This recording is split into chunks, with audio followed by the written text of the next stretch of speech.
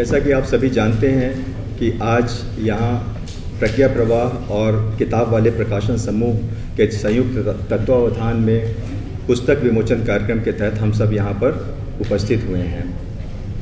मैं कार्यक्रम की विधिवत शुरुआत करने के लिए सभी अतिथियों से अनुरोध करता हूँ कि वह द्वीप प्रज्वलन के लिए कृपया आगे बढ़ें।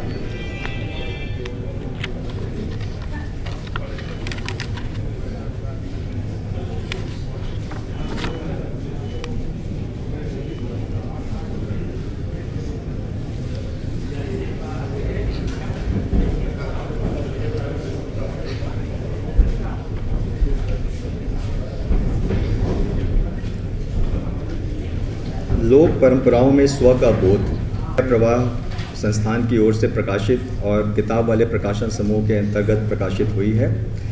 इस पुस्तक का संपादन 3 वरिष्ठ और विद्वज्जनों ने किया है, जिसमें प्रमुख रूप से प्रोफेसर बृज किशोर कुठियाला जी हैं जो फॉर्मर वाइस चांसलर हैं, प्रोफेसर संजीव कुमार शर्मा जी वर्तमान में वाइस चांसलर हैं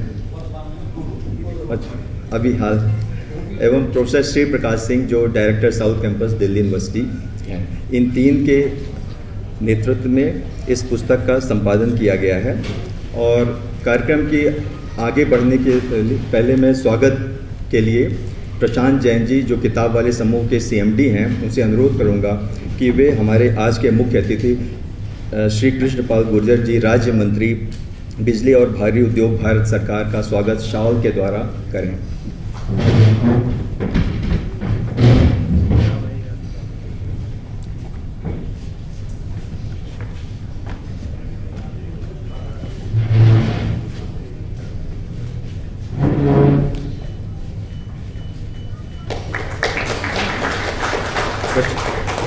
प्रशांत जी से मैं पुनः अनुरोध करूंगा कि आज के कार्यक्रम के मुख्य वक्ता श्री जे नंद कुमार जी अखिल भारतीय संयोजक प्रज्ञा प्रवाह, उनका भी स्वागत शॉल के द्वारा करें।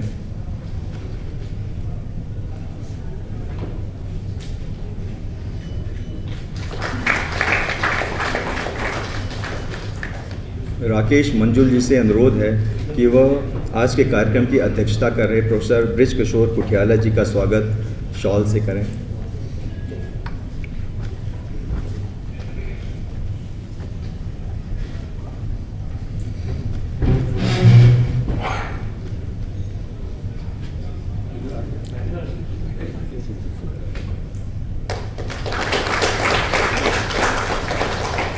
डॉक्टर अमित राय जैन जी से अनुरोध है कि वह श्री प्रोफेसर संजीव कुमार शर्मा जी फॉर्मर वाइस चांसलर, उनका स्वागत शॉल से करें।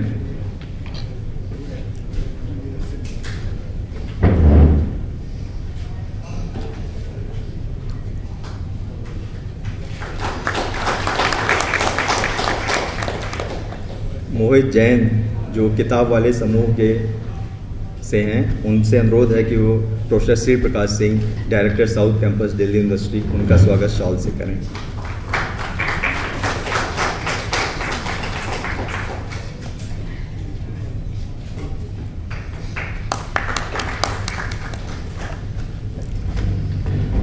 जैसा कि मैंने अभी बताया आपको कि लोक परंपराओं में स्व का बोध, यह पुस्तक है जिसके विमोचन के लिए इससे पूर्व मैं स्वागत हेतु professor Shri Prakash Singh, director south campus, अनुरोध करता हूं कि वे आएं और सभी का स्वागत करें।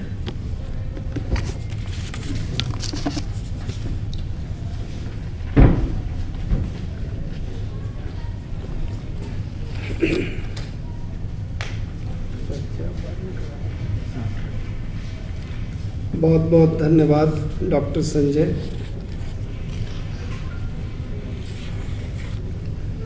लोक परंपराओं में स्व का बोध, इस पुस्तक के विमोचन कार्यक्रम में मंच पर उपस्थित आदरणीय श्री कृष्णपाल गुर्जर जी, राज्य मंत्री बिजली और भारी उद्योग, भारत सरकार, हम सबके मार्गदर्शक अखिल भारतीय संयोजक प्रज्ञा प्रवाह माननीय जयनंद कुमार जी, प्रोफेसर ब्रिज किशोर कुटियाला जी, अध्यक्ष प्रज्ञा प्रवाह प्रतिष्ठान ट्रस्ट, मेरे साथ इस पुस्तक के दूसरे संपादक प्रोफेसर संजीव शर्मा जी,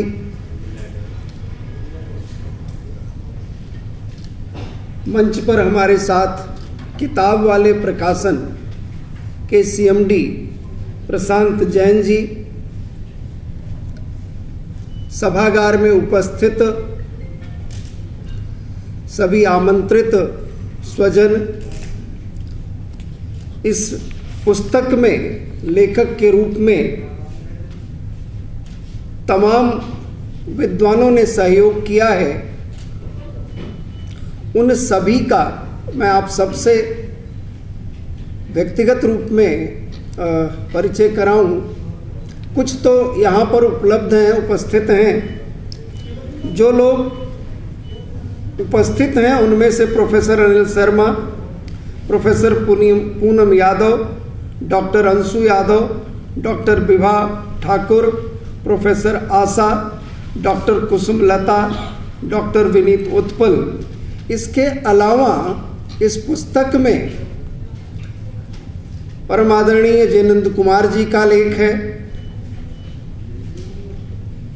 पद्मश्री डॉक्टर कपिल तिवारी जी का लेख है, प्रोफेसर ब्रिज किशोर कुटियाला जी का लेख है, प्रोफेसर अभिराम राजेंद्र मिश्र पद्मश्री का लेख है, प्रोफेसर संजीव शर्मा जी का लेख है, मेरा भी एक लेख है, प्रोफेसर नीरजा ए गुप्ता सांची की वाइस चांसलर हैं, उनका लेख है, प्रोफेसर बलराम सिंह का लेख है, प्रोफेसर देवव्रत सिंह का लेख है, राज हीरामन जी का लेख है, प्रोफेसर राजेंद्र बड़गुजर जी का लेख है, जयदेव विद्रोही जी का लेख है, डॉक्टर सपना चंद्रलेख का लेख है, पार्थ सारथी थपलियाल जी का, डॉक्टर सुशील कुमार जी प्रफुल्ल का, प्रोफेसर भगवती प्रसाद द्विवेदी जी का, प्रोफेसर विश्वास कुमार चौहान का, डॉक्टर अमरेंद्र कुमार आर्य का।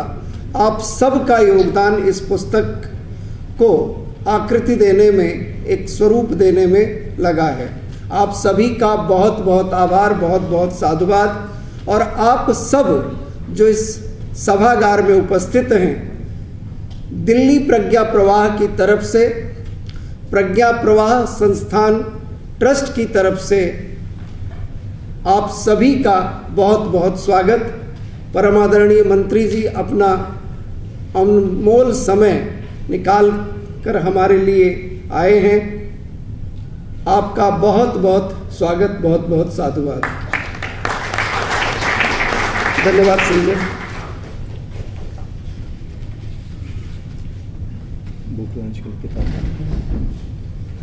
अब अगले क्रम में मैं पुस्तक लोकार्पण हेतु अनुरोध करूंगा कि सभी अतिथियों को पुस्तक दें लोकार्पण हेतु।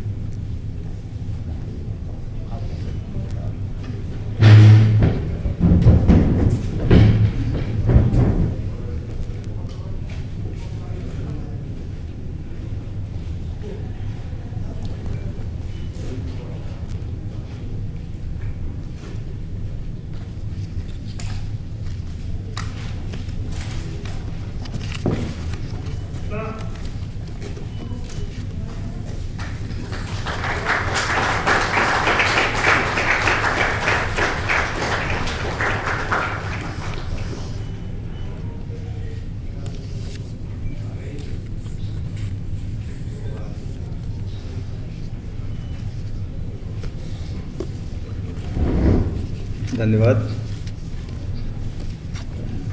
अब इस पुस्तक लोक परंपराओं में स्व का बोध के बारे में विस्तृत जानकारी देने हेतु मैं आदरणीय प्रोफेसर बीके कुठियाला जी को आमंत्रित करूँ। उससे पूर्व मैं सर थोड़ा सा आपका परिचय दे दूँ। यहाँ कई मैं तो सर के संक्षिप्त परिचय और भारतीय चित्त साधना के अध्यक्ष है। मैं सर आपको आमंत्रित करता हूँ इस पुस्तक की विस्तृत रूपरेखा रखने हेतु।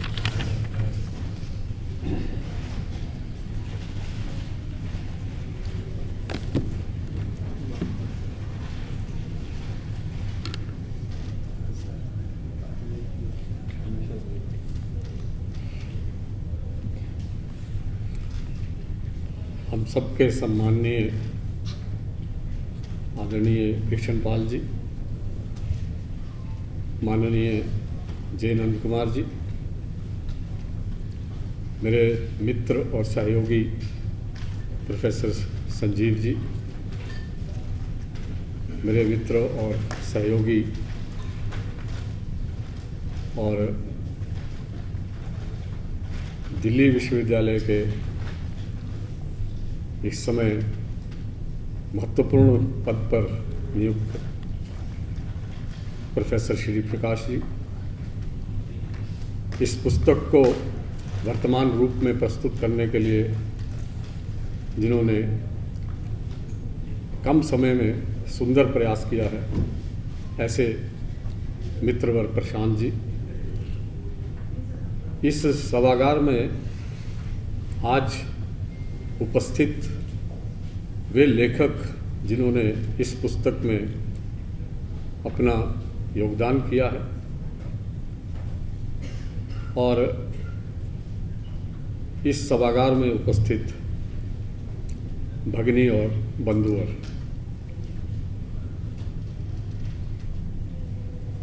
पुस्तक के विषय में विस्तृत रूप से तो बताना, जैसा कि संचालक महोदय ने कहा, मुझे लगता है कि उचित नहीं होगा।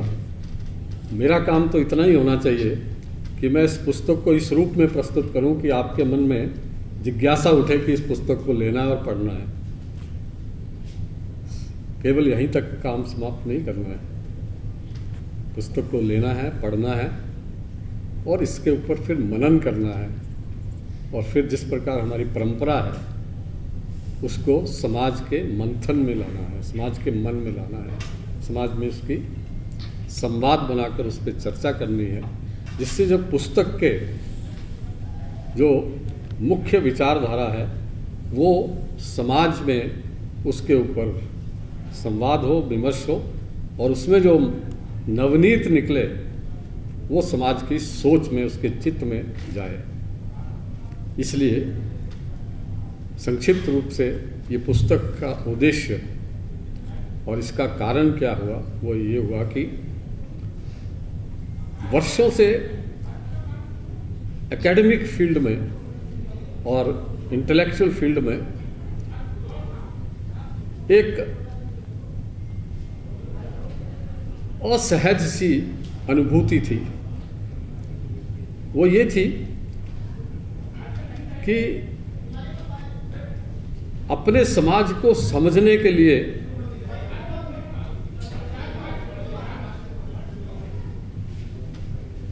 हमने उस परंपरा का अनुपालन किया जिसमें समाज को बाइनरी के रूप में प्रस्तुत किया, एक लोक और एक एलीट, एक आम समाज और एक एलीट समाज।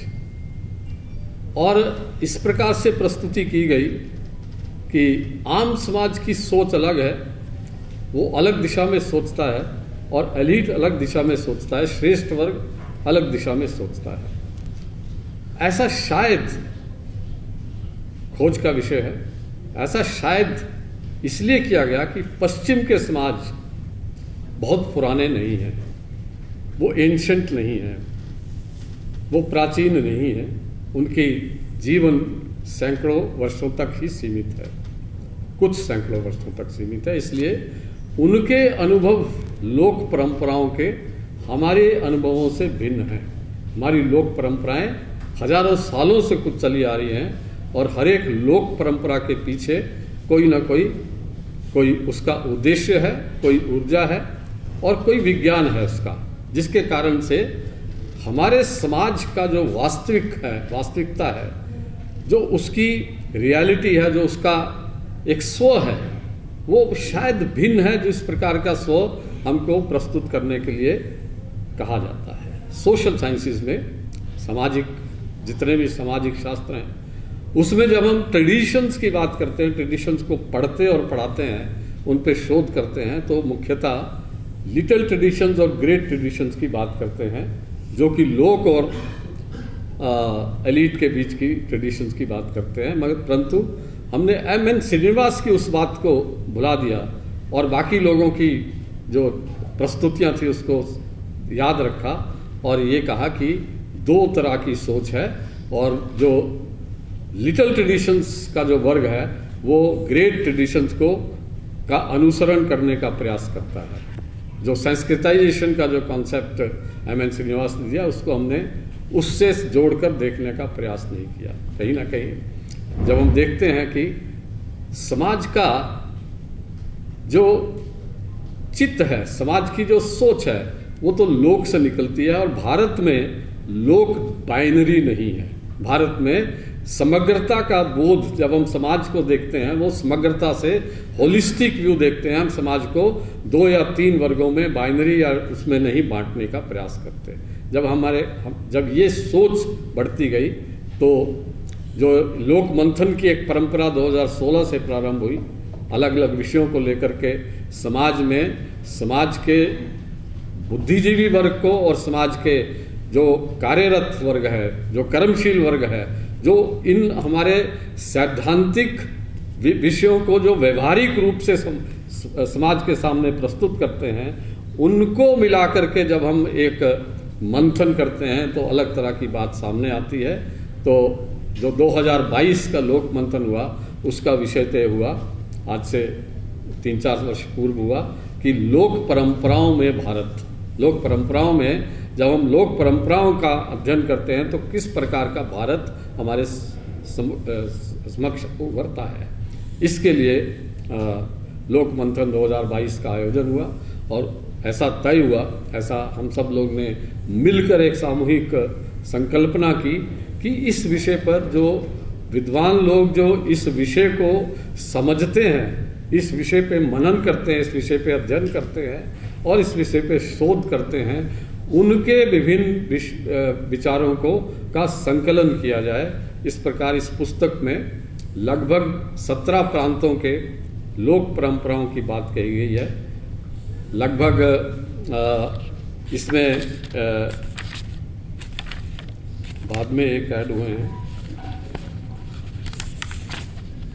25 लेख, 24 लेखकों के 25 लेख इसमें संकलन है और लगभग हर प्रांत के हैं और हर विधा से हैं। और लोक परंपराओं को किस प्रकार से समझा जाए, किस बिंदु को किस प्रकार से उसका विश्लेषण किया जाए। और जब हमने आपस में जब हम हमारी चर्चाएं लेखकों की आपस में होती थी, तो जो हमारा एक सोचने का एक दिशा थी, उसको बल मिलता था कि लोक परंपराएं हमको एक एकात्मता के बोध की ओर ले जाती हुई दिखती हैं। और जब लोक परंपराओं को सुदूर दक्षिण के क्षेत्र की लोक परंपराएं, श्रीनगर और लद्दाख की लोक परंपराएं, जब सारे लोक परंपराओं को हम सामूहिक रूप से देखने का प्रयास करते हैं, तो कहीं ना कहीं उनके अंदर एकात्मता का बोध होता है। कहीं ना कहीं ऐसा लगता है कि एक ही विचार से उपजी हुई, एक ही सिद्धांत से उपजी हुई ये लोक परंपराएं सदियों से हमारे यहाँ चली आ रही हैं और हर एक लोक परंपरा के पीछे कुछ ना कुछ उद्देश्य है और कुछ ना कुछ उसका विज्ञान है। जब हम इस प्रकार की बात करते हैं तो ये विभिन्न विद्वानों के लेखों का संग्रह इसमें किया गया है और इसमें कुल मिलाकर के अगर आप इसको पढ़ेंगे तो मुझे नहीं लगता है कि आपको, मैं नहीं कह सकता कि आपको क्या अनुभूति होगी, परंतु संपादक होने के नाते हम तीनों का ये ऐसा विचार बनता है कि लोक परंपराओं, ट्रेडिशंस के विषय में जो आज तक सोशल साइंसेस में एंथ्रोपोलॉजी, सोशियोलॉजी से लेकर के मनोविज्ञान तक लेकर के जो पढ़ाया जाता है, उसको एक नई दिशा मिलने वाली है। कहीं ना कहीं एक बात और हमारे सामने आएगी कि हम नई पीढ़ी को जब भारत से परिचय कराते हैं और उनको लोक परंपराओं के माध्यम से जब परिचय कराते हैं तो वास्तविक भारत उनके मन में उभरता है। लोक परंपराओं के माध्यम से भारत के स्व को खोजना इन लेखों में बखूबी किया गया है। मुझे आशा है कि आप सब लोग इसको पढ़ेंगे, इस पे मनन करेंगे, संवाद करेंगे और फिर एक हो सकता है एक नई दिशा सोशल साइंसेस के क्षेत्र में चले और कल का जो एक प्रशासक बनने वाला व्यक्ति है, कल का जो अध्यापक बनने वाला व्यक्ति है, कल का जो एक पॉलिटिशियन बनने वाला व्यक्ति है, उसको जो भारत की आज की कल्पना और कल की कल्पना है वो एक भिन्न प्रकार की हो, जो भारत केंद्रित हो, जिसका केंद्र कहीं, जिसका कोई सेंटर ऑफ ग्रेविटी कहीं भारत से बाहर ना हो। ऐसा अगर अनुभूति होती है तो इस पुस्तक की सफलता को हम मान सकते हैं। आपका बहुत बहुत धन्यवाद। जय भारत। धन्यवाद सर।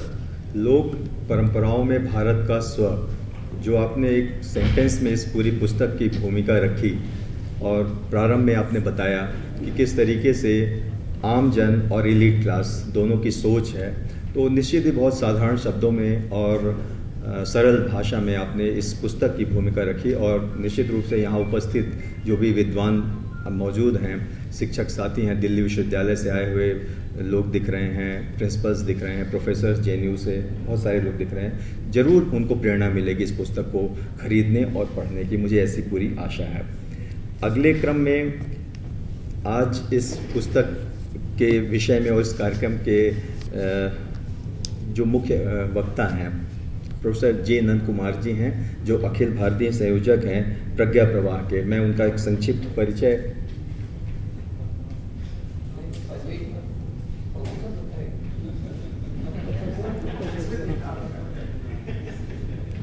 अब सारे प्रोफेसर बैठे गलती से हम लोगों के लिए तो अब प्रोफेसर से कम नहीं है। मैं आदरणीय श्री जे नंद कुमार जी का एक संक्षिप्त परिचय दे दूं। श्री जे नंद कुमार जी इज प्रचारक, full time dedicated worker of राष्ट्रीय Swayamsevak Sangh. Currently he is national convener of Pragya Pravah, an umbrella body of Indian nationalist think tank.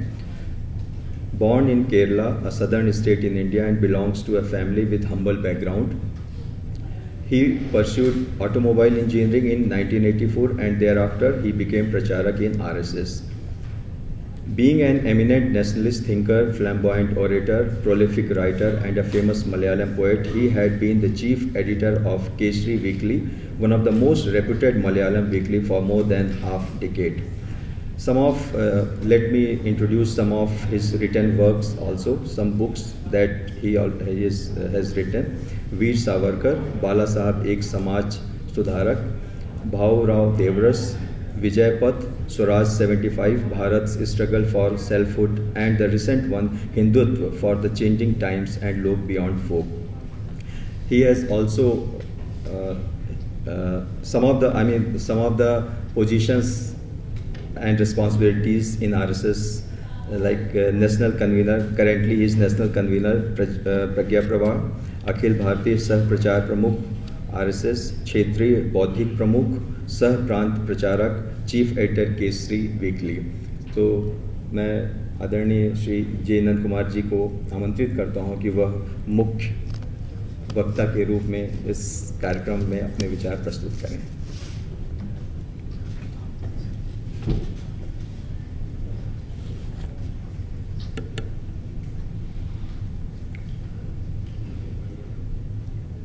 माननीय कृष्णपाल गुर्जर जी, जो MOS हेवी इंडस्ट्रीज, आदरणीय प्रोफेसर BK कुठ्याला जी, आदरणीय प्रोफेसर संजीव कुमार शर्मा जी, प्रज्ञा प्रवाह के दिल्ली प्रांत संयोजक और केंद्रीय टोली सदस्य, दिल्ली यूनिवर्सिटी के south campus director professor Shri Prakash Singh जी,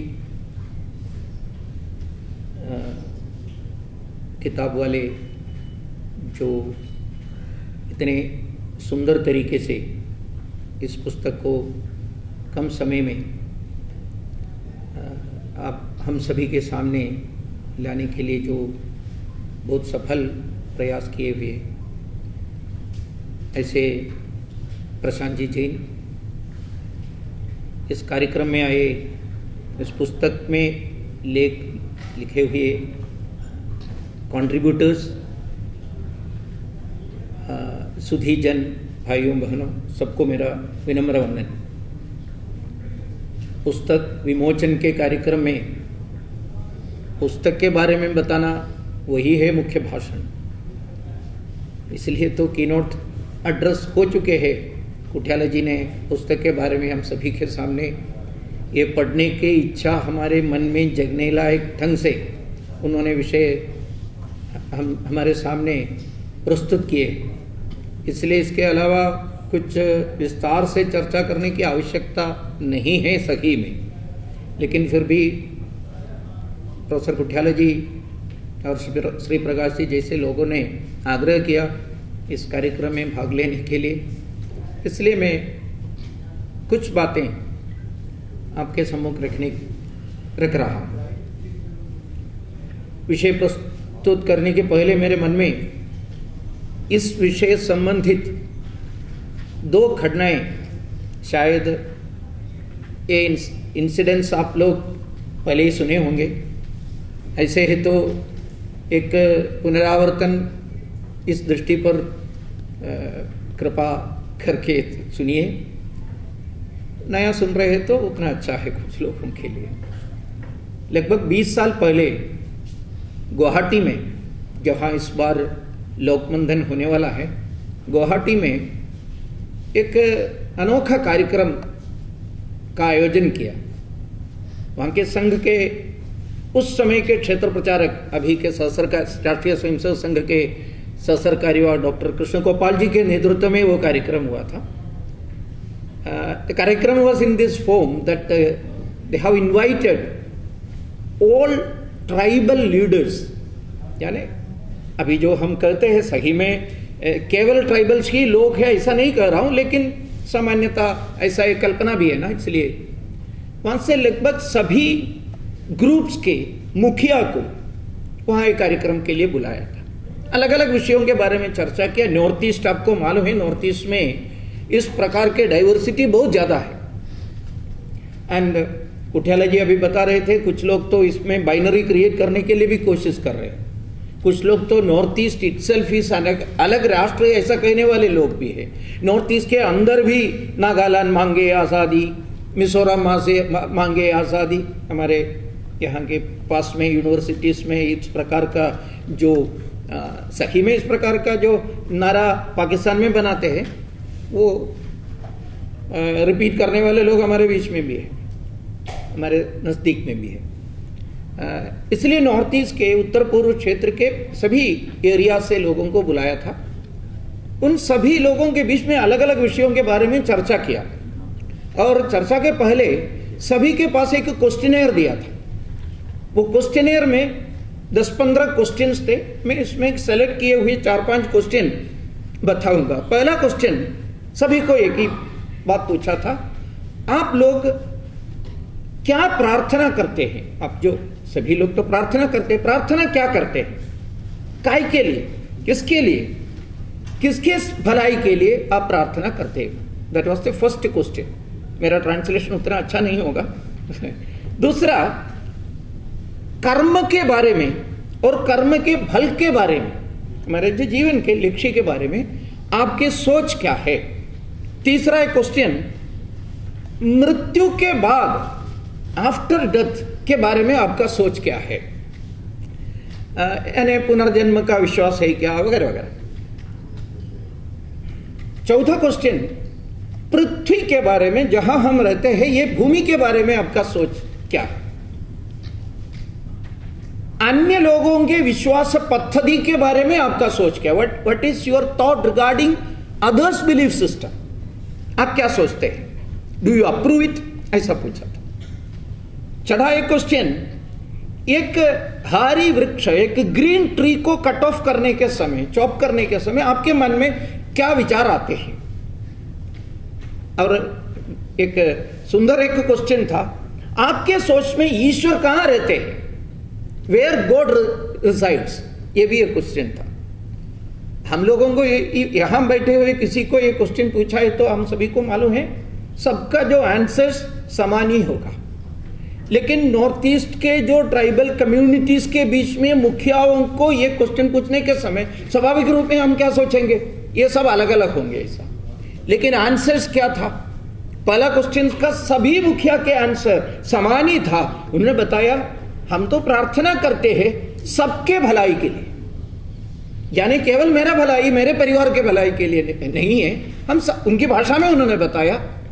तुरंत जो क्वेश्चन दिए हुए लोगों के मन में एक संस्कृत श्लोक, सर्वे भी सुखिनः सन्तु, ऐसा आ गया, लेकिन वो संस्कृत उन लोगों को मालूम नहीं है, लेकिन उत्तर दिया सबके भलाई के लिए हम प्रार्थना करते हैं, केवल मेरा नहीं, मेरा परिवार का नहीं, सबके भलाई के लिए प्रार्थना करते हैं। दूसरा, कर्म के बारे में पूछा, बहुत कॉम्प्लिकेटेड वेदांतिक क्वेश्चन है, लेकिन उनको समझने लायक ढंग से यह क्वेश्चन पूछा।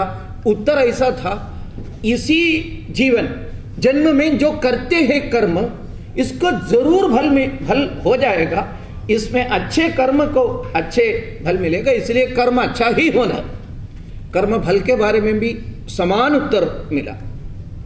मृत्यु और पुनर्जन्म के बारे में आपको आश्चर्य होगा, वहां आए हुए सभी उस प्रकार के जनजाति भाइयों ने जो उत्तर दिया, पुनर्जन्म है, मृत्यु के बाद भी इधर इस प्रकार का एक कंसेप्ट है, ऐसा उत्तर दिया। पृथ्वी मेरा मां है, मेरा सबसे आदर देने वाले एक है, पृथ्वी को वंदन करने की आवश्यकता है, ये हमारे डे टू डे लाइफ में है, ऐसा उत्तर मिला।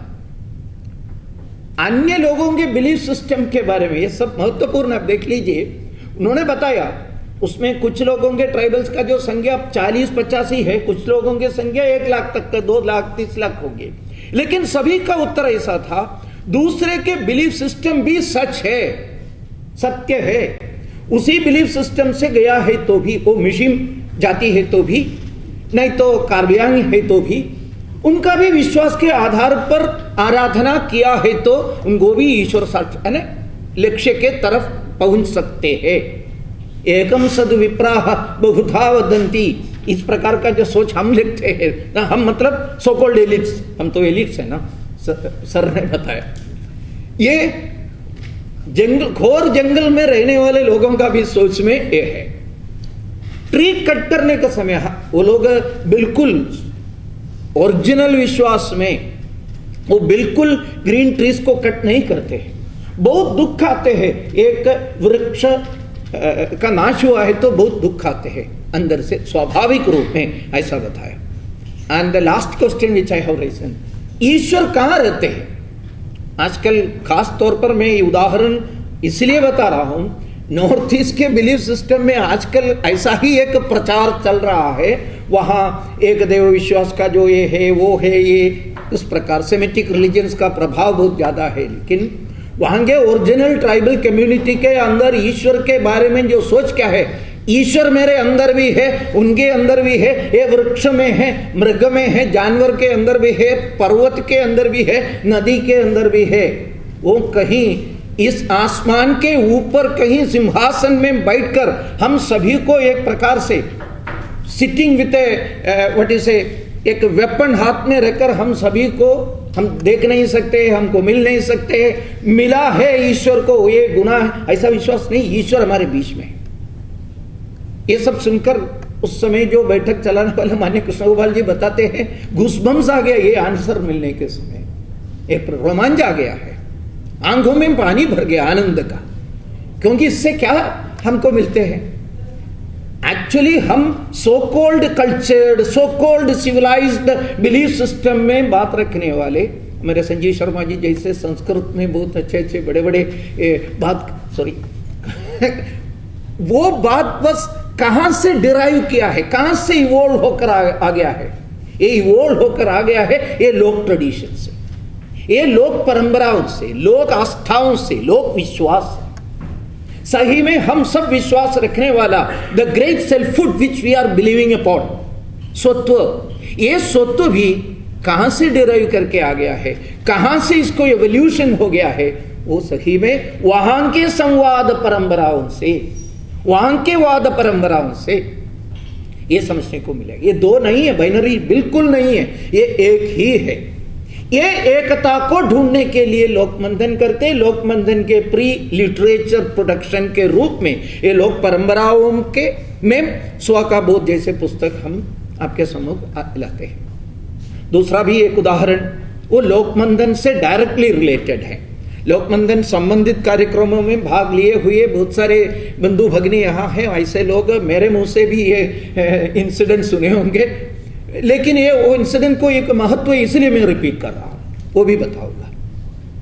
पहला लोकमंथन भोपाल में हुआ था, मान्य ब्रजकिशोर कुठियाला जी जैसे लोगों के नेतृत्व में भोपाल में हुआ था। भोपाल के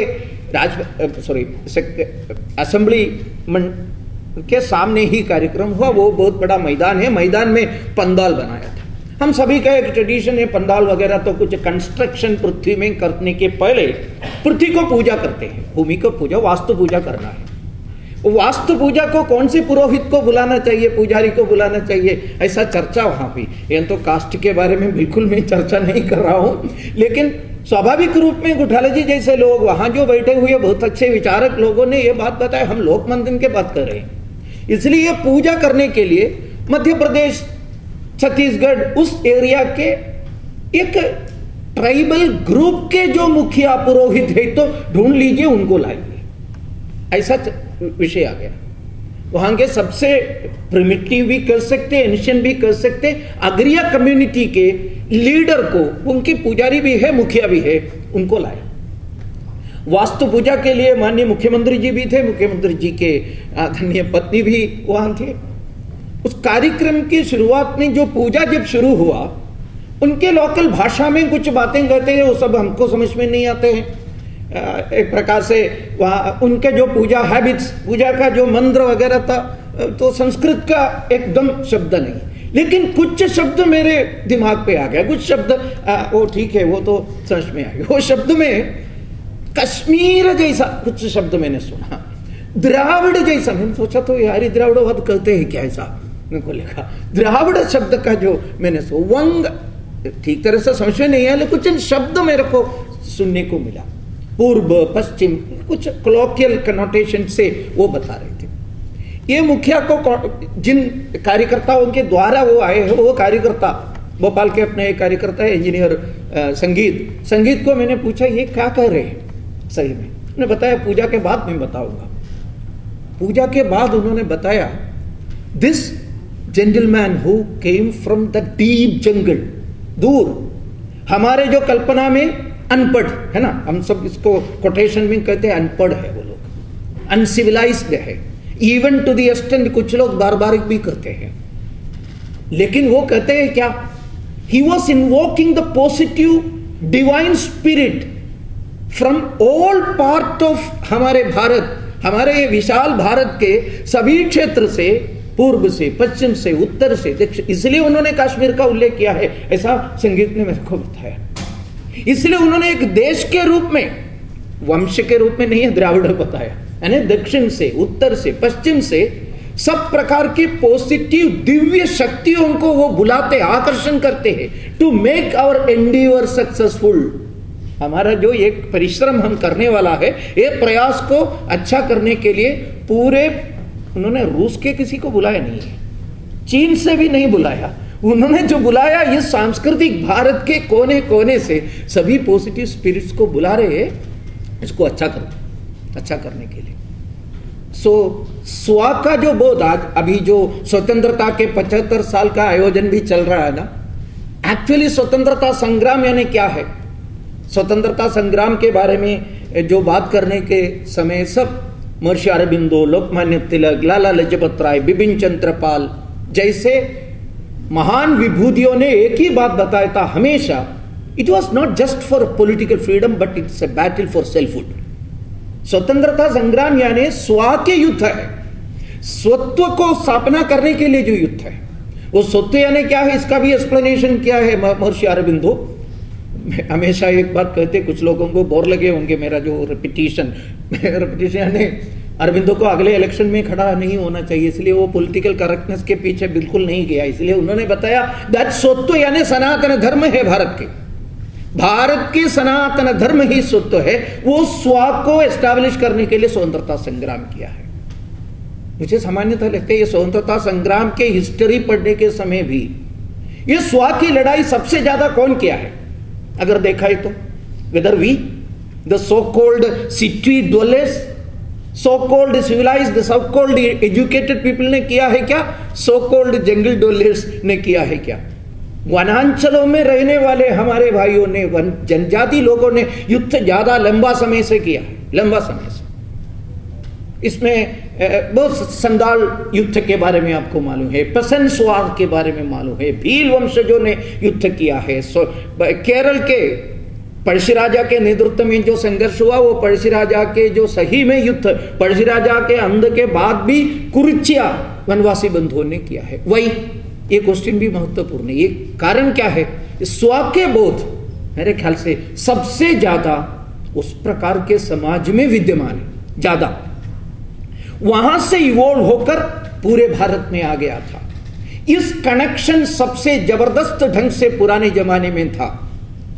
भारत का सब प्रकार के वंश के लोगों के बीच में एक कनेक्शन था, divine connection, an indubitable cultural unity. Bharat के एंड से लेकर एंड तक डॉक्टर आंबेडकर जब उन्होंने कोलंबिया यूनिवर्सिटी में 1914 में एक महत्वपूर्ण भाषण दिया, it was on anthropological seminar, उसमें उन्होंने बताया भारत के एंड से एंड तक एक कल्चरल यूनिटी है। वो कल्चरल यूनिटी है भारत के महत्व, भारत की ताकत वही है, उन्होंने ये बात बताया था। एक कल्चरल यूनिटी, सांस्कृतिक एकता राष्ट्र के निर्माण का मूल कारण है। वो राष्ट्र निर्माण के मूल कारण वो सांस्कृतिक एकता या स्व, ये समझने के लिए लोकमंथन जैसे कार्यक्रम, वो लोकमंथन के द्वारा समाज के अंदर ये भावना हमको और मजबूत करने की आवश्यकता है। पहले भी मैंने बताया था, उपनिवेशिक शक्तियों के कारण से भारत के अंदर ये डिवीजन बहुत ज्यादा हो गया, ये बाइनरी क्रिएशन बहुत ज्यादा हो गया। भारत राष्ट्र के विरोध में काम करने वाले लोगों ने ये इस प्रकार का आजादी का जो पहले जो मैंने बताया नारा लगाते रहते हैं, भारत को डिवाइड करने के लिए, तोड़ने के लिए प्रयास करते हैं। उस प्रकार के समय पर इस लोक संस्कृति, लोक परंपरा को सही ढंग से अध्ययन करके जो विविधता हमको देखने को मिलते हैं, वो विविधता को हम सेलिब्रेट करने की आवश्यकता है। एक प्रकार का एक आयोजन, एक आघोष, एक उत्सव के जैसा इसको मनाने की जरूरत है। उस लोकमंथन कार्यक्रम के बारे में एक आधा दो शब्द बताने की आवश्यकता नहीं है, इसलिए मैंने इतना जो आपके सम्मुख विषय रखने के लिए कोशिश किया। इस पुस्तक में अलग अलग लेखों के द्वारा इसी विषय के बारे में बार बार चर्चा करते हैं। इसको और शक्तिशाली बनाने के लिए हम सभी का योगदान, हम सभी इसमें कोऑपरेट करने की आवश्यकता है। उस दृष्टि पर सितंबर 22, 23, 24 को गुवाहाटी में होने वाले लोकमंथन में प्रत्यक्ष भाग लेने वाले बहुत सारे डेलीगेट्स एंड पार्टिसिपेंट्स हम बैठे हैं। अभी तक रजिस्ट्रेशन किए हैं तो जा सकते हैं, ऐसा किसी को और जा नहीं सकते हैं। अन्य लोग उद्घाटन में, समापन का जो ऑनलाइन देख लीजिए, और इसका पोस्ट लोकमंथन कार्यक्रमों में भाग लेने के लिए भी कोशिश करिए, पुस्तक भी खरीद लीजिए। इस विषय को एकेडमिक सर्कल से जुड़े हुए बहुत सारे लोग यहाँ आए हैं, विषय तो आ गया है। इस प्रकार के टॉपिक, हमारे सोशल साइंस के टॉपिक, पॉलिटिकल साइंस के टॉपिक, कल्चरल स्टडीज का, भारत के सांस्कृतिक अध्ययन का विषय बनने की आवश्यकता है। इसके लिए भी हम सभी लोग मिलकर काम करने की आवश्यकता, इतना बताकर मेरे वाणी को मैं यहाँ समाप्त कर रहा हूँ। वंदे मातरम। धन्यवाद भाई साहब। की नोट एड्रेस इससे बेहतर नहीं हो सकता, जिस परिप्रेक्ष्य में आपने जिस खूबसूरती से पूरे भारत की कला, संस्कृति, लोक परंपराओं सबका एक दृश्य हम सबके सामने प्रस्तुत किया। बहुत बहुत धन्यवाद भाई साहब, बहुत बहुत धन्यवाद। अब अगले क्रम में मैं आज के मुख्य अतिथि, उनका परिचय देते हुए उन्हें आमंत्रित करना चाहूँगा। हमारे आज के मुख्य अतिथि, जैसा कि आप सभी जानते हैं, श्री कृष्णपाल गुर्जर जी हैं, जो राज्य मंत्री, भारत सरकार में बिजली एवं भारी उद्योग के राज्य मंत्री हैं। मैं उनका एक संक्षिप्त परिचय आप सबके सम्मुख रखना चाहता हूं। श्री कृष्णपाल गुर्जर जी, जो परिचय हमारे समक्ष मुझे प्रदान किया गया है, क्योंकि मुझे ऑल ऑफ अ सडन यह कार्य दायित्व दिया गया है, तो मैं वो आपके सम्मुख रखना चाहता हूँ कि श्री कृष्णपाल गुर्जर जी बहुत सहृदय, मिलनसार एवं जमीन से जुड़े हुए व्यक्तित्व हैं। उनका जन्म 4 फरवरी 1957 को गांव मेवला, महाराजपुर के किसान परिवार में हुआ था। स्कूली शिक्षा के उपरांत इन्होंने जवाहरलाल नेहरू विश्वविद्यालय से सन 1978 में जवाहरलाल नेहरू महाविद्यालय से सन 1978 में स्नातक किया। छात्र राजनीति में बढ़ चढ़कर भाग लिया और महाविद्यालय में छात्र संघ के महासचिव रहे। स्नातक के बाद मेरठ विश्वविद्यालय से वकालत पास की।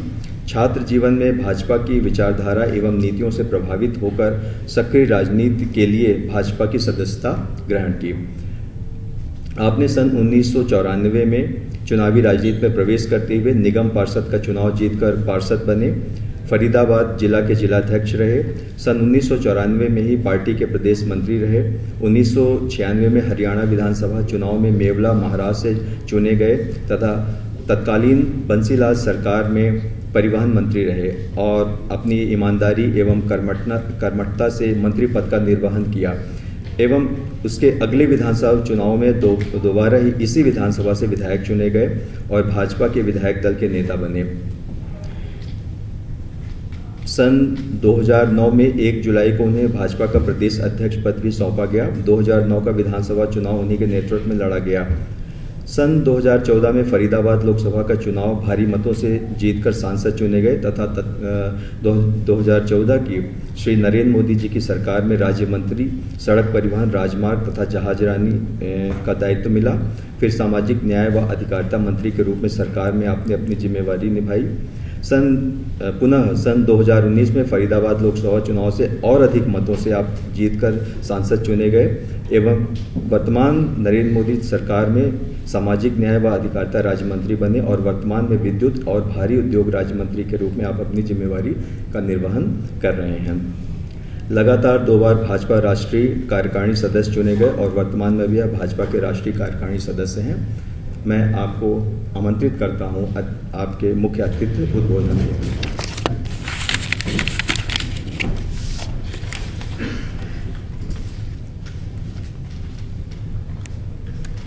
आज के समारोह के मुख्य वक्ता, हम सबके मार्गदर्शक आदरणीय श्री नंद कुमार जी, अखिल भारतीय संयोजक प्रज्ञा प्रवाह आदरणीय प्रोफेसर बलकिशोर कुठियाल जी, अध्यक्ष प्रवाह आदरणीय प्रोफेसर संजीव शर्मा जी, आदरणीय श्री प्रकाश सिंह जी, आदरणीय श्री प्रशांत जी और आज के इस कार्यक्रम में उपस्थित आदरणीय बुद्धिजीवी भाइयों बहनों, पत्रकार और छायाकार मित्रों, आज मुझे इस महत्वपूर्ण समारोह में उपस्थित होने का सौभाग्य प्राप्त हुआ। इसके लिए मैं आप सभी का हृदय से हार्दिक अभिनंदन और धन्यवाद करता हूँ। जैसा आप जानते हैं, मुझसे पूर्व आदरणीय नंद कुमार जी ने आदरणीय कुठियाल जी ने विस्तार से इस पुस्तक के बारे में आप सबके सामने अपने विचार रखे, और आप सब बुद्धिजीवी लोग हैं और उनके मार्गदर्शन के बाद कहने के लिए कुछ बचता भी नहीं है।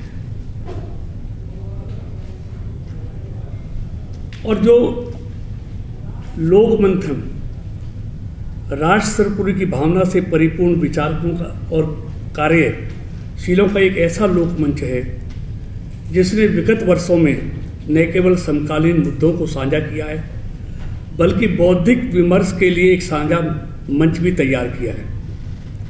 यह केवल देश बल्कि दुनिया को भी प्रभावित कर रहा है। यह मंच और जागरूकता के आधार पर उभरते हुए राष्ट्रीय अपेक्षाओं, सामाजिक न्याय तथा सामाजिक समरसता के आधार पर विकास को माध्यम बनाते हुए सामाजिक गतिशीलता के समस्त प्रयासों का एक संगम है। मैं इस विषय पर, क्योंकि जो हमारी प्राचीन परंपराएं हैं, जो हमारा प्राचीन गौरवशाली इतिहास है, इस पुस्तक में उन सब का वर्णन किया गया है। और हमारे दुनिया के सबसे लोकप्रिय नेता और भारत के यशस्वी प्रधानमंत्री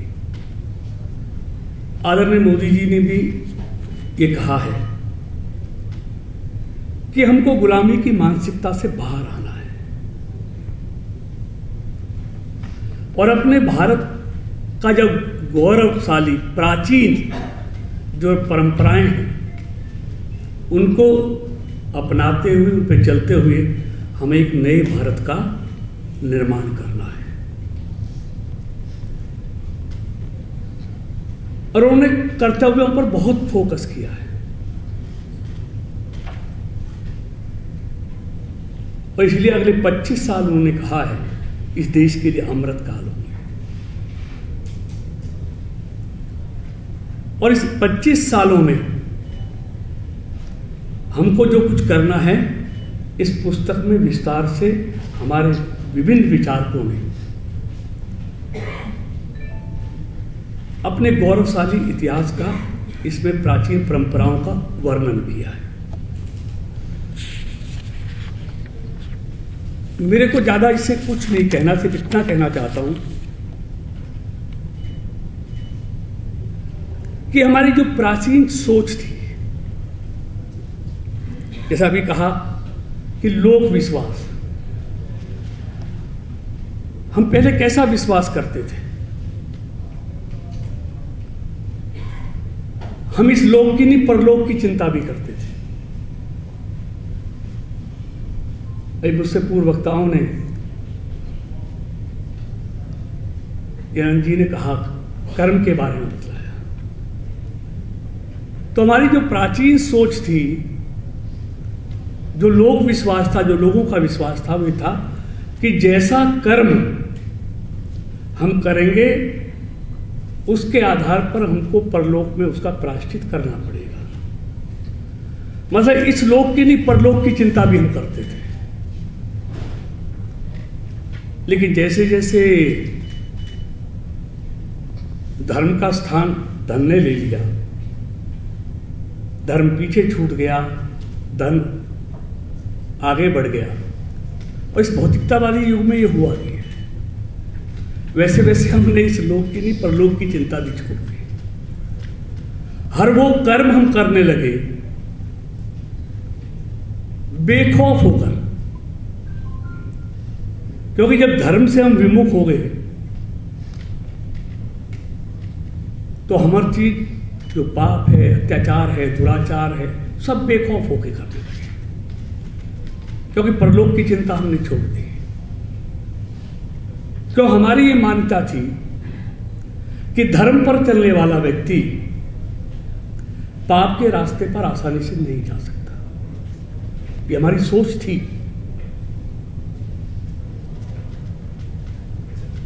लेकिन जैसे जैसे हम लोग धर्म से,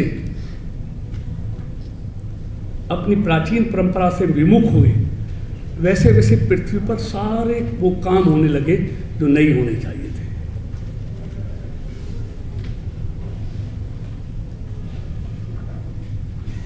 आपने एक मेरा हमेशा उन लोगों से मतभेद रहता है जो कहते हैं कि धर्म को मानने वाले लोगों को राजनीति में नहीं आना चाहिए।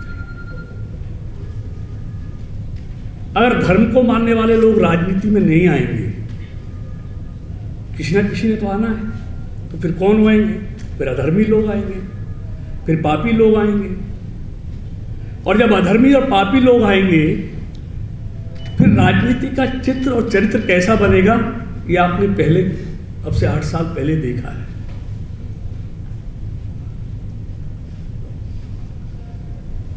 इसलिए आपने एक बड़ा जानवर देखा होगा, हाथी।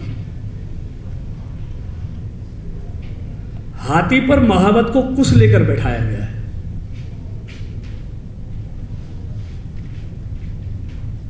ये हमारी प्राचीन परंपरा है। जो हाथी इतना बड़ा ताकतवर है, अगर उस पर महावत कुश लेके ना बैठे तो वो कितनों को कुचल देगा, कह नहीं सकते।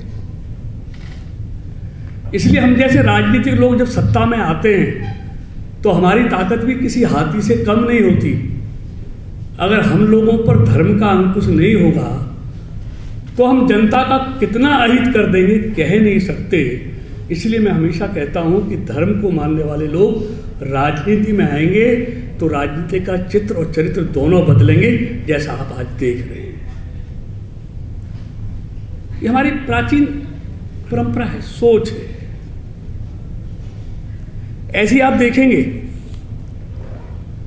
हमारी प्राचीन परंपरा हम भूलते चले जा रहे हैं।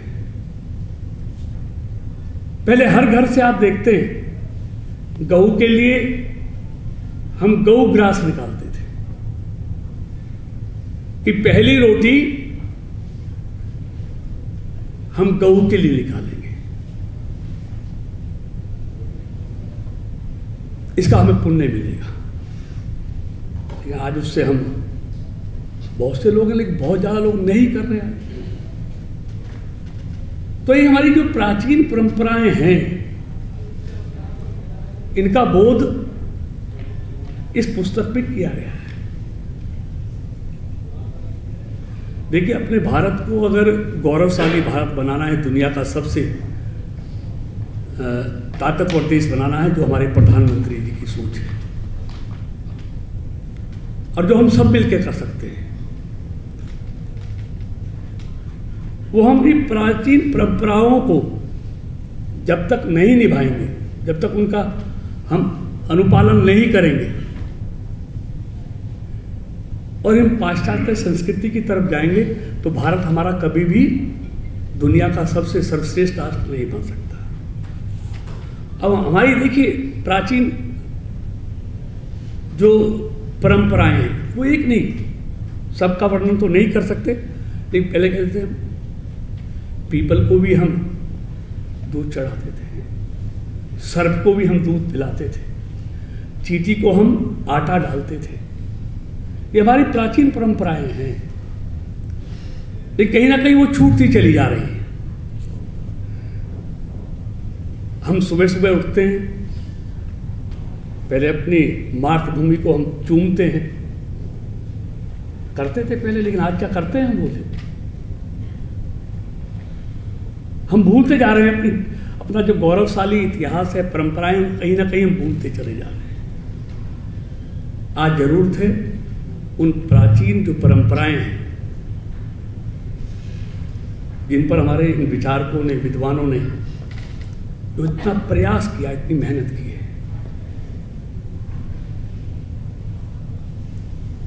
तो इस सब को हमने अपनाते हुए आगे बढ़ना है। और हमारा इतिहास, हमारी परंपराएं ऐसी नहीं है, बहुत गौरवशाली, जिन पर हम गर्व कर सकते हैं और करना चाहिए। जो गुलामी के प्रति का आपने देखा, जो रात पथ था वो रातों रात कर्तव्य पथ में कैसे बदल गया। जाट पंचम की जगह सुभाष बोस की स्टैचू कैसे लग गई।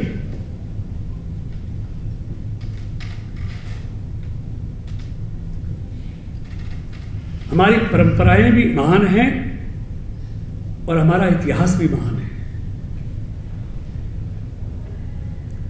तो इसलिए मैं आज इस मौके पर ज़्यादा कुछ नहीं कहते, इतना कहता हूँ कि मुझे आज बहुत अच्छा लगा इस कार्यक्रम में आकर, और मेरे लिए इससे ज़्यादा खुशी की बात हो नहीं सकती कि आज एक ऐसी पुस्तक का विमोचन हुआ है, लोकार्पण हुआ है, जो हमारी प्राचीन गौरवशाली परंपराओं का हमको बोध कराएगी। तो इसलिए मैं, जिन्होंने इस पुस्तक में, जिन विचारकों ने, बुद्धिजीवियों ने इस पुस्तक का संकलन किया है, सारी चीज़ें की हैं, उनके लिए मैं हृदय से हार्दिक बधाई और शुभकामनाएं देता हूँ। बहुत बहुत धन्यवाद। भारत माता। बहुत बहुत धन्यवाद सर। जैसा कि इस पुस्तक का शीर्षक है लोक परंपराओं में स्व का बोध, और हमारे मुख्य अतिथि माननीय मंत्री जी ने वर्तमान संदर्भों में और राजनीति से जोड़कर लोक परंपराओं के विषय में हमें अवगत कराया। कार्यक्रम के अगले और मैं यहाँ इस पुस्तक में जो कंट्रीब्यूटर्स उपस्थित हैं, तो मैं हमारे मुख्य अतिथि जी से अनुरोध करता हूँ, और एक एक करके मैं नाम उनका बुलाऊंगा और उन्हें एक पुस्तक भेंट स्वरूप प्रदान करेंगे हमारे मुख्य अतिथि जी। पहले professor Anil Sharma ji,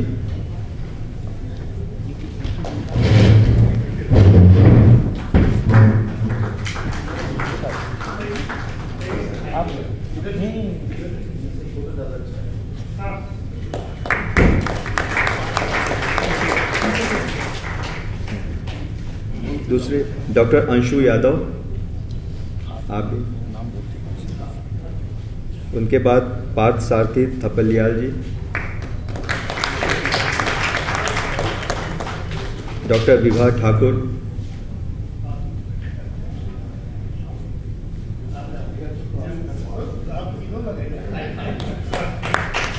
professor Asha,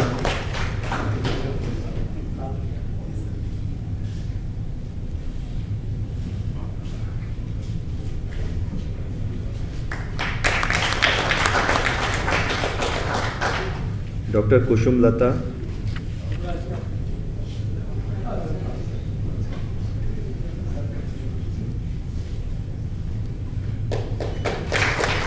doctor Vineet Utpal,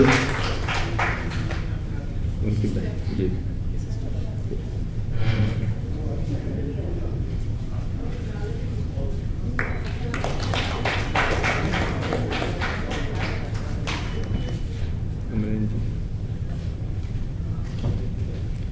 और अंत में डॉक्टर अमरेंद्र कुमार आर्य जी।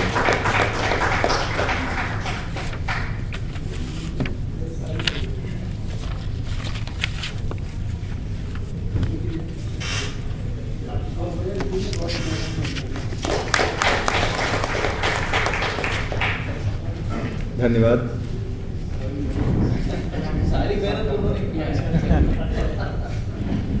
कार्यक्रम के अंत की ओर बढ़ते हुए मैं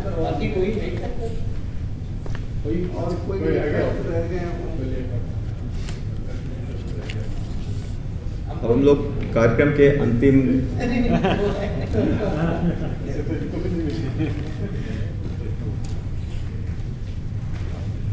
वक्ता के रूप में मैं प्रोफेसर संजीव शर्मा जी को आमंत्रित करने से पूर्व उनका संक्षिप्त परिचय दे दूं।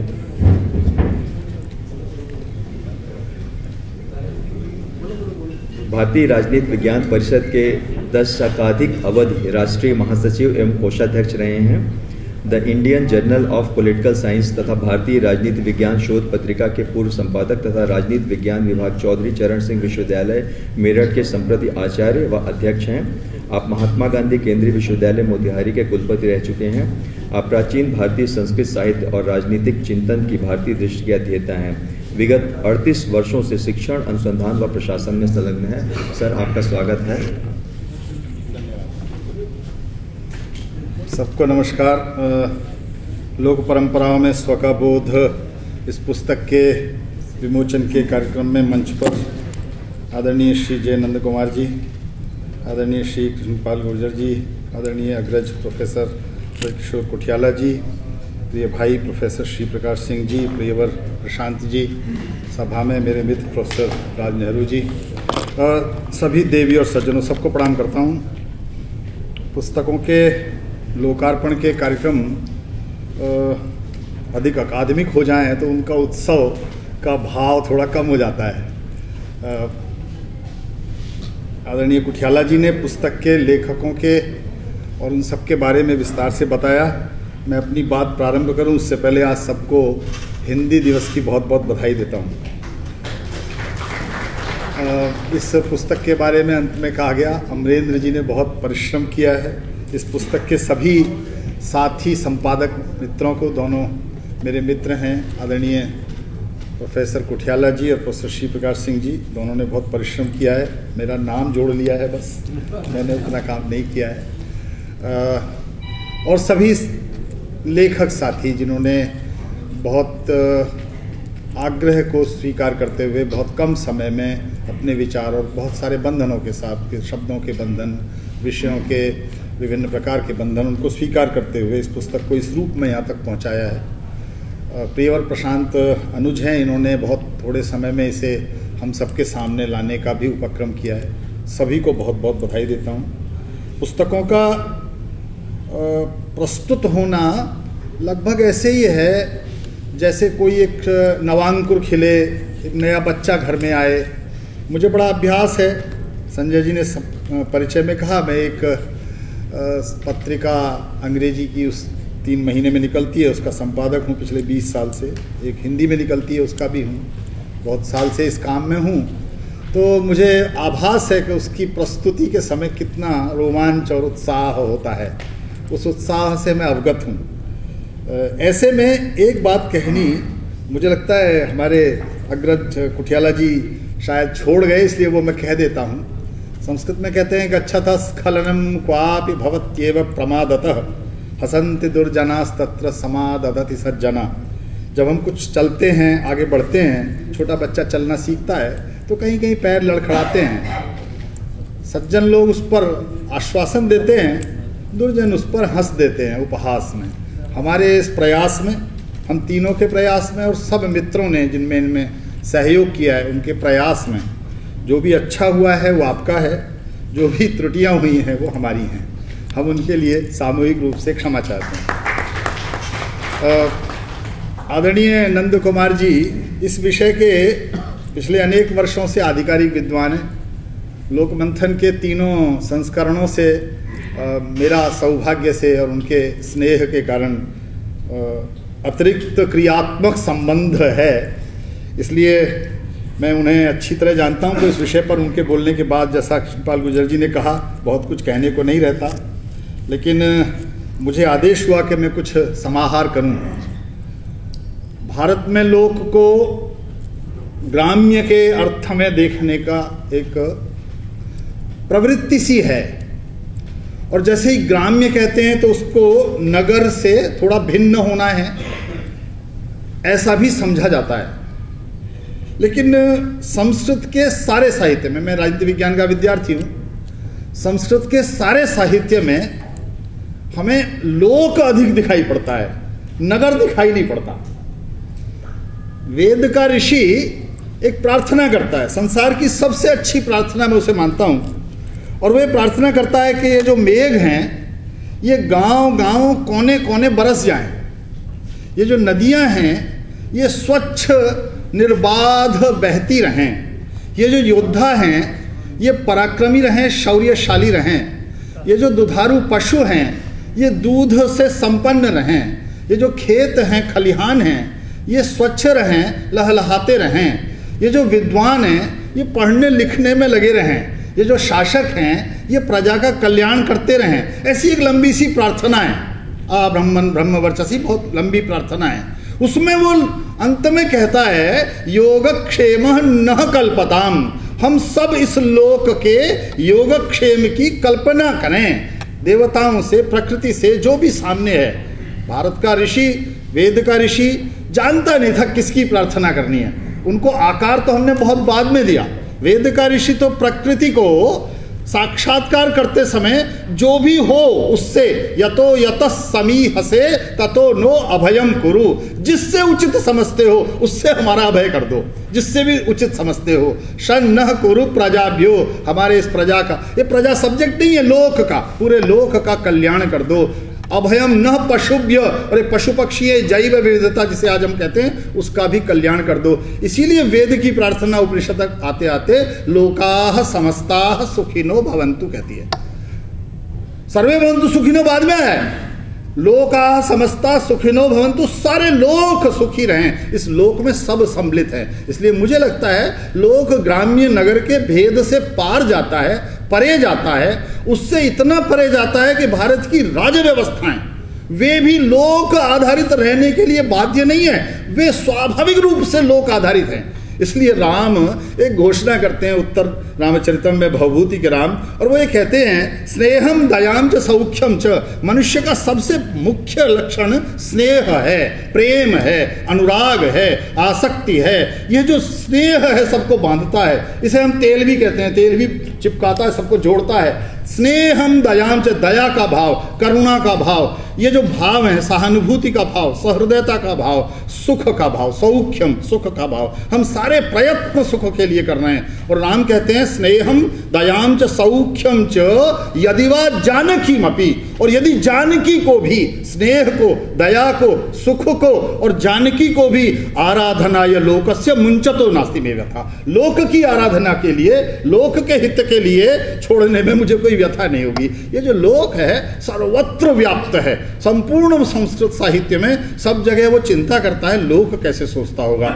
लोक जिसे हम विभिन्न प्रकार के वैविध्य में देख रहे हैं, विभिन्न उत्सवों में, वेशभूषा में, आहार व्यवहार में, तीर्थों में, विभिन्न प्रकार के पूर्व पुरुषों में, अध्ययन की पद्धतियों में, उपासना की पद्धतियों में, ये जो वैभिन्न देख रहे हैं ये लोक का एकात्म है, जिसकी ओर उल्लेख किया था प्रारंभ में कुठियाला जी ने भी और नंद कुमार जी ने। वो जो लोक का एकात्म भाव है उसकी अभिव्यक्ति के सुर भिन्न हैं, और उन अभिव्यक्ति के सुरों की भिन्नता एक सनातन अक्षुण्ण सतत धारा के साथ साथ अंतर्निहित बहती है। वह जो अंतर्निहित प्रवहमान धारा है उसी के लिए ऋषि कहता है ये जो समाज में जो भी खराब है वह बह जाए, जो अच्छा है वह रह जाए। वेद के ऋषि ने कहा इदम आप प्रवहत यत्किंच दुरिता मई, जो कुछ भी खराब है दुनिया में वो बह जाए नदी के बहाव की तरह, जो अच्छा है वो सब लोक में रह जाए। उस लोक में जो अच्छा है उसे हम कैसे पहचान सकते हैं और आधुनिक संदर्भों में उसकी कैसी भविष्योन्मुखी व्याख्या कर सकते हैं। मैं प्राय समझता हूं हम अपने प्राचीन से जुड़ते समय अपने वर्तमान को संबोधित करते हुए भविष्योन्मुखी कैसे हो सकते हैं, यही लोक मंथन के मुख्य उद्देश्य पाथेय हैं। इस लोक मंथन कार्यक्रम के अवसर पर इस प्रकार के पुस्तकों के प्रणयन और संपादन के दायित्व हमें दिए गए, उसके लिए भी हम आदरणीय नंद कुमार जी और प्रज्ञा प्रवाह के समस्त पदाधिकारियों के आभारी हैं। आप सब इस कार्यक्रम में उपस्थित हुए, आपने इस पुस्तक के लोकार्पण में रुचि दिखाई, मुझे लगता है इसके अध्ययन में भी रुचि दिखाएंगे। इसी आशा प्रार्थना के साथ आप सबको प्रणाम करता हूँ। बहुत धन्यवाद सर।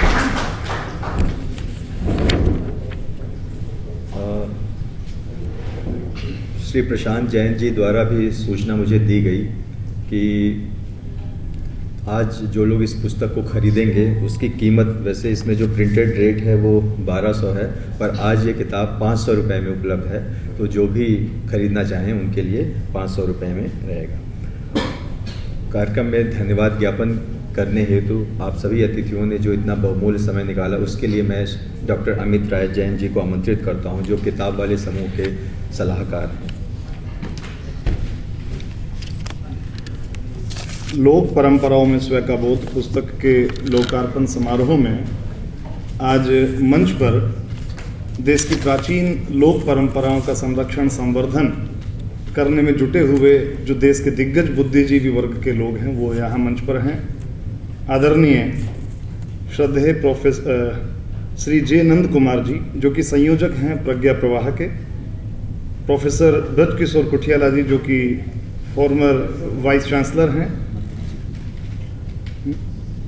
हाँ, हमारे देश के राज्य मंत्री भारी उद्योग एवं बिजली मंत्री भारत सरकार श्री कृष्ण पाल गुर्जर जी हमारे बीच में हैं। दिल्ली यूनिवर्सिटी के साउथ कैंपस के जो डायरेक्टर हैं प्रोफेसर श्री प्रकाश जी, हमारे बड़े भाई और विशिष्ट विद्वान प्रोफेसर संजीव कुमार शर्मा जी जो कि फॉर्मर वाइस चांसलर हैं, और किताब वाले प्रकाशन समूह के जो सीएमडी हैं भाई प्रशांत जी, और मंच संचालक श्री संजय वर्मा जी, प्रोफेसर संजय वर्मा जी, आप सभी लोगों का किताब वाले प्रकाशन समूह की ओर से यहाँ पधारने पर स्वागत करता हूँ। और इस सभागार में उपस्थित सभी सुधीजन, सभी भाई बहनों का मैं किताब वाले प्रकाशन समूह की ओर से हार्दिक अभिनंदन करते हुए, धन्यवाद करते हुए निवेदन करता हूँ कि कार्यक्रम के उपरांत सूक्ष्म जलपान की व्यवस्था है, कृपया ग्रहण करके हमें सेवा का अवसर दें।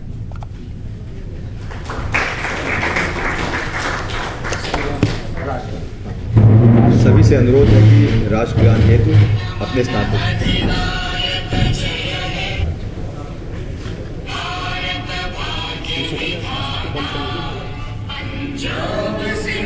गुजरात मराठा द्राविड उत्कल बंगा विंध्य हिमाचल यमुना गंगा उज्जल जलधि तरंगा, तब शुभ नामे जागे तब शुभ आशीष मांगे, गाहे तब जय गाथा जन गण मंगलदायक, जय हे भारत भाग्य विधाता, जय